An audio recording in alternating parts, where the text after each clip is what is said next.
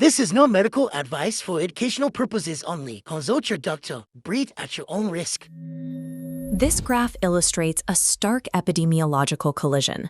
The rising global Gallup Negative Experience Index intersecting directly with the World Health Organization's finding that 17.5% of adults globally now experience infertility.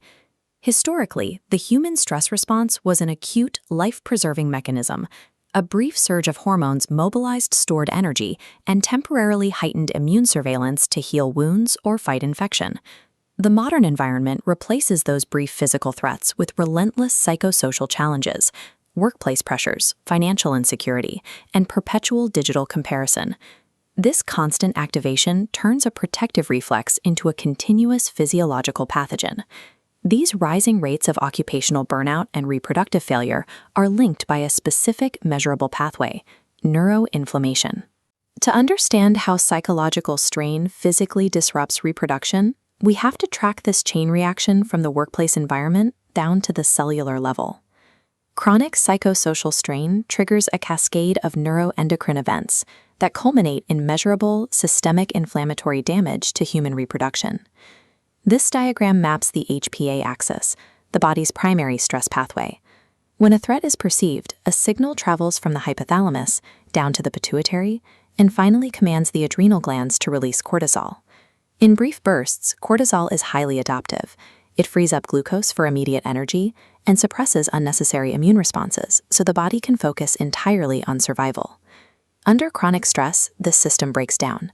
Sustained hypersecretion forces cortisol and other glucocorticoids to lose their immunosuppressive function entirely. At the molecular level, this constant glucocorticoid exposure triggers a specific transcription factor inside the cell nucleus called NF-kappa B. Activation of NF-kappa B initiates a transcription process that overrides the body's anti-inflammatory defenses, maintaining a persistent low-grade inflammatory state. Through this molecular inversion, the very hormonal cascade designed to protect the human body becomes the engine driving its cellular damage. Once the NF-kappa B switch is flipped, the body floods with pro-inflammatory cytokines, specifically interleukin-6, tumor necrosis factor alpha, and interleukin-1 beta. These cytokines are active pathogenic agents. They cross the blood-brain barrier and circulate directly back into the central nervous system. Inside the brain, these inflammatory agents prime microglia, the brain's resident immune cells. This elevated immune response disrupts the delicate chemical balance required for normal neurohomeostasis. The physical toll of occupational stress is now seated directly in the brain. This persistent neuroinflammation sets the stage for the sabotage of peripheral body functions, starting with reproduction. Overwhelmed by inflammatory distress signals, the brain concludes the environment is too hostile for reproduction, actively shutting the system down to conserve metabolic resources for survival. While this central neural shutdown happens in both sexes, the downstream consequences in the reproductive organs diverge completely. Looking at this dual model, the female pathology on the left demonstrates how GnRH suppression leads directly to functional hypothalamic amenorrhea, halting the menstrual cycle. This condition is characterized by high cortisol circulating alongside a severe estrogen deficit, rendering the ovarian environment dormant. Estrogen normally acts as a powerful neuroprotector. With levels suppressed by chronic stress, the body's defense degrades and ovulation ceases. In male biology, testicular dysfunction plays out differently. The brain initially attempts to compensate for the blocked signals, but ultimately fails. The result is a steep drop in testosterone, a hormone that, like estrogen, natively provides critical immunosuppressive protections. Stripped of this protection, the male reproductive system falls victim to a specific destructive mechanism: profound oxidative stress. Elevated stress hormones correlate with the mass production of reactive oxygen species, or ROS, which aggressively attack the epididymal tissue. These ROS particles induce severe lipid peroxidation. They strip electrons from the cell membranes of the sperm, leading to widespread cellular necrosis, reduced motility, and abnormal morphology. Whether it manifests as a central ovulatory shutdown in females or peripheral oxidative tissue destruction in males, the biological endpoint of chronic stress is identical: systemic reproductive failure. Direct. The cellular destruction observed in the gonads originates in specific environments, particularly settings plagued by organizational dysfunction. The epidemiological data consistently points to a clear set of occupational hazards: shift work, chronic circadian disruption, and inflexible high-pressure scheduling. Once these stressors induce infertility, a bidirectional cycle begins. The reproductive failure itself rapidly transforms into a profound, lifelong psychological stressor. This chart, visualizing a 2025 meta-analysis of over 21,000 individuals, highlights a stark disparity. It shows infertile women scoring significantly higher in measures of total stress and social concern than men. This data reflects a deep sociocultural driver. Traditional societal frameworks continue to place the expectation and burden of childbearing disproportionately onto women. The clinical treatment process, often isolating and financially draining, compounds this pressure, generating intense feelings of guilt, social stigma, and sharply reduced self-esteem. This psychological burden acts as a biological amplifier. The resulting anxiety feeds directly back into the exact same IL-6 and TNF-alpha inflammatory pathways, creating a self-sustaining loop that actively prevents the infertility treatments from succeeding. A complete clinical picture tracks the entire causal chain. Occupational burnout triggers the NF-kappa B transcription factor, inducing neuroinflammation, which then paralyzes the HPG axis and actively degrades gonadal tissue. Modern fertility clinics must track specific biochemistry and tracking reactive oxygen species for sperm damage in men. Pairing these biochemical tests with standardized psychological tools, such as the perceived stress scale, allows clinicians to pinpoint the specific behavioral drivers of the inflammatory state. Treating this condition requires the medical community to move beyond standard IVF procedures and directly target the mitigation of chronic, low-grade systemic inflammation. Addressing the scope of this pandemic requires integrating individual medical treatment with a broad reform of workplace policies and the recognition of how modern society shapes biological vulnerability.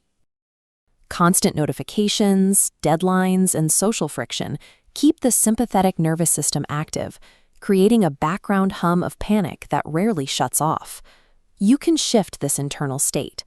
By deliberately slowing your breathing to a specific, synchronized rhythm, you manually engage the physiological pathways that settle the mind and body. By the end of the video, you will be able to execute a precise 4-second inhale and 6-second exhale protocol with a clear 40-day roadmap to integrate this rhythm into your daily life. To ensure the biology responds correctly, you need to prepare your environment. Practice on an empty stomach, ideally 2 hours after eating, and ensure there are no stimulants or alcohol in your system. Find a quiet, well-ventilated space, set a timer, and either sit upright or lie flat on your back. Please consult your doctor before starting if you have a history of heart conditions, panic disorders, or if you take blood pressure medication, as this practice will actively lower your heart rate. Establishing these physical boundaries is the necessary first step. By controlling your external conditions, you provide your nervous system with the safety it needs to begin regulating itself. Place one hand on your chest and the other on your belly. Take a normal breath in and notice which hand moves. If your chest hand moves up and your shoulders rise, you are breathing shallowly. This vertical movement is a stress signal, telling your brain to remain alert for potential threats. Keep your chest still. Breathe in and focus on pushing the hand on your belly outward. This is diaphragmatic breathing. It allows the lungs to expand fully and engages the lower lobes where oxygen absorption is most efficient. Correcting this habit is the foundation of the practice. You must move past shallow chest breathing before you can begin to influence your internal chemistry. This chart shows heart rate variability. Jagged lines represent a stressed system. The vagus nerve acts as a physical brake pedal, but chronic anxiety suppresses it. By synchronizing breath with heart, these lines transition into smooth sine waves, achieving peak cardiovascular coherence. Accessing this machinery requires a specific mechanical trigger. You unlock this synchronization by making your exhale longer than your inhale. To begin, inhale gently through your nose for a count of 4. Avoid gasping, just a quiet, slow sniff that allows your belly to expand. Then purse your lips as if you're cooling hot soup and exhale for 6 seconds. Feel your belly fall as the air leaves your body. This specific ratio causes the vagus nerve to release acetylcholine. This chemical signal tells your heart to slow down, bringing the heart, lungs, and brain into coherence. Let's practice for 1 cycle. Inhale, 2, 3, 4. Now exhale, 2, 3, 4, 5, 6. Repeat this, focusing on the sensation of the air leaving your lungs. This 4-6 rhythm appears across historical traditions. Many ancient breath prayers used this exact cycle to steady the heart and quiet the mind. This rhythm acts as a direct biological override. It provides a way to manually clear physiological tension built up in your tissues. Building resilience takes time. This 40-day plan starts with 5-minute daily sessions. By the 6th week, you will scale up to 20 minutes. In the first week, you will likely feel restless. Your mind will try to distract you. This is a normal part of the process as your body resists the change. Around week 3, you may experience a release of old emotions, tears, or frustration. This indicates your vagus nerve is finally processing the physiological weight you have been carrying. If you feel overwhelmed, do not stop. Simply reduce your session to 3 minutes. The goal is to maintain the daily habit without exception. Consistently navigating this 40-day window allows your biology to solidify new patterns. This transforms a momentary calming technique into a lasting shift in your nervous system. You can apply this tool in real time. For a teenager, the 4-6 breath can settle the heart before a difficult exam. Adults can use a 2-minute cycle to manage a high-pressure work situation. It allows you to step back and respond with clarity. Coherent breathing directly supports higher-level cognitive function. By reducing the noise of survival centers, you allow for more creative thinking and better decision-making. Mastering this breath provides a practical tool for daily life. It enables you to move through high-stress environments with a steady, regulated perspective. You now understand the mechanics of a deliberate shift in your biology. You know how to engage your diaphragm and use the 4-6 rhythm to create coherence.